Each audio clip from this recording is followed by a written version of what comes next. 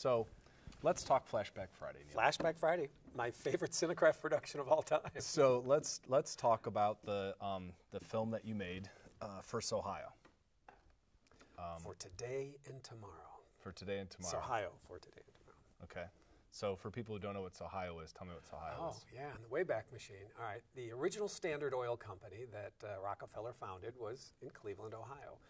It became the anchor for all the Standard Oil companies across the country. So every state had its own standard. Standard in New Jersey, Standard in New York, Standard in Indiana, Illinois, all that stuff.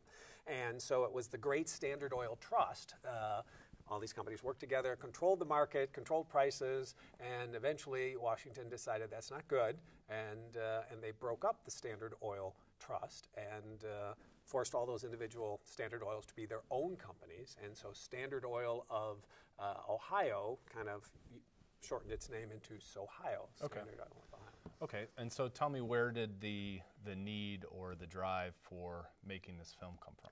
Well, Standard Oil of Ohio, Sohio, headquartered here in Cleveland, had a problem in that they had refineries in Lima and Toledo, but they didn't have a good source of crude. So their refineries were starved for crude, and you go through a oil embargo from the Arabs at one time, and you go, we can't sell gas because we don't have gas because we can't make gas. Okay. So at one point, Charlie Spar, who was president, CEO of Sohio, made a deal with British Petroleum and got their rights to really the majority of the oil on the North Slope in Alaska for stock ownership that over time would give BP controlling interest of Standard Oil Ohio. So he prolonged the life of the company because he was able to have access to, and then all he had to do was get the oil out of the ground. And then build a pipeline to get it to a port 500 some odd miles away at the southern end of Alaska. So they had just accomplished that before this film was made, and now we're cash flow positive and became not just an oil company and refiner, but they wanted to be an energy company in all its ways, shapes, and forms. So, so this was the story of the new Sohio that owned coal mines and was exploring solar and wind power and uranium and all sorts of things like that. So and for a company that wasn't just in Cleveland with a couple refineries in Ohio, they had offices around the country. They were, had offices in Houston, they had offices in San Francisco where they controlled a fleet of ships that were licensed to them to get the oil from the port in Valdez, which is where the pipeline ends, and to get it to, in this case, they would get it to Western markets, and they would trade oil for somebody who had oil over here where they had their refineries. So it was, so it was a story of all those people, and so we had to bid to get the film, and we're the lucky winners of that bid. And the gist of the film was to have the people of Sohio tell their own story. So we used probably 20 or 25 voices of just Sohio people who became our narrators. That's an interesting concept, given that So when was the film? What year? Good question. It was like. Yikes! Let's see. I got here in '76, and I think that film was 1980. Okay. All right. So given that time period from when that was made and the desire to use, the people of the company to help tell the story, it's interesting that today the tactic is like, be authentic. Right.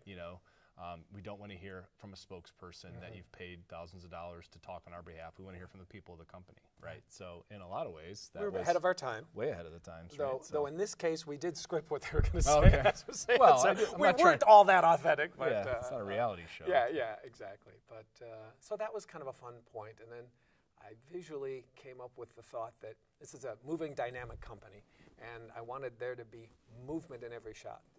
The subject's moving or the camera's moving.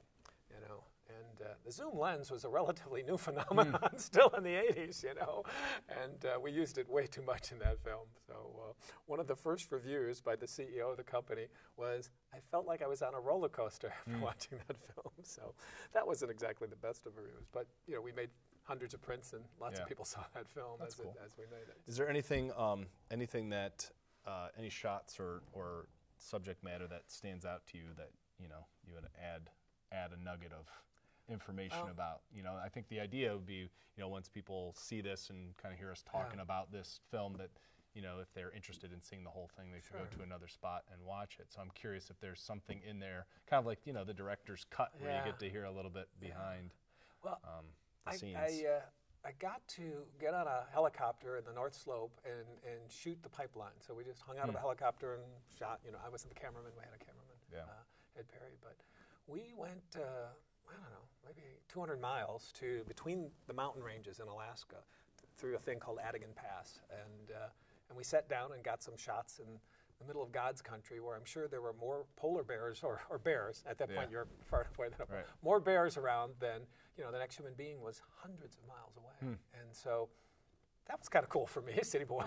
You know, that was you know, the only sound was the sound of the oil that you could hear going through the pipeline, because it kind of whistled a little bit. Really? Yeah, and this pipeline is, you know, of course, hugely insulated and was warm. You touch it and the pipeline was warm, which is why it was up on pillars in many cases to protect the permafrost, or, you know, things like that. So it was interesting. That was the loneliest spot I've ever been in my life. That's I'll never forget that. So when you're describing that and telling that story, when this gets personal quick, but when Tamara and I went on our honeymoon, we went to Homer, Alaska. Oh, I've never been to Homer, but it's beautiful, I hear. It is.